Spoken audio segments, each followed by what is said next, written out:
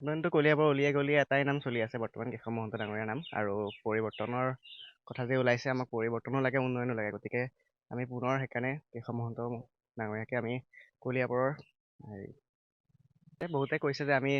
এনেকৈ ক'ৰবাত যদি ৰেলী এটা হৈছে বেলেগৰ লগতো গৈছোঁ কিন্তু পিছত আহি পেলাই আমি ঘৰলৈকে আহিছোঁ অৰ্থাৎ কেশৱ মহন্ত ডাঙৰীয়াৰ ওচৰলৈকে তেওঁলোক আহিছে আৰু ভোটটো দিবলৈ আমাৰ যি কলিয়াবৰৰ আগৰ ইতিহাস কেশৱ মহন্ত ডাঙৰীয়া বা অগপ দলৰ যি ইতিহাস সেয়াকে পুনৰ সেই পতাকাখনকে তেওঁলোকে সহায় কৰিছে এয়া নিশ্চিতভাৱে কেশৱ মহন্ত ডাঙৰীয়া জয় হ'ব কলিয়াবৰত পুনৰবাৰ আমি আমি আমাৰ মিত্ৰদূত নহয় আমাৰ মহন্ত জিকিব।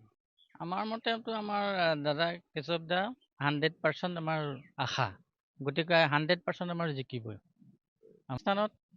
মানে নিৰ্দলীয় কোনোবা থাকিব আৰু তেনেকুৱা নোৱাৰে জিকিব নোৱাৰে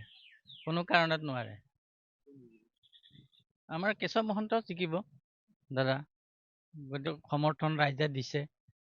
গতিকে তেখেতে জিকিব তেখেতৰ অবিহনে কলিয়াবৰত কোনো কামেই কৰিব নোৱাৰে কোনেও তেখেতে যিখিনি কাম কলিয়াবৰৰ কাৰণে উন্নয়ন কৰিছে তেখেতৰ বাহিৰে আৰু কোনেও উন্নয়ন কৰিব নোৱাৰে তেখেত জিকিবই 100%।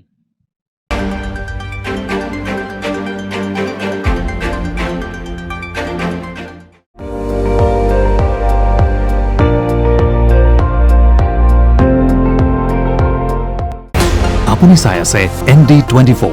সৰ্বশ্ৰেষ্ঠ নহয় সৰ্বোত্তমৰ দৌৰত।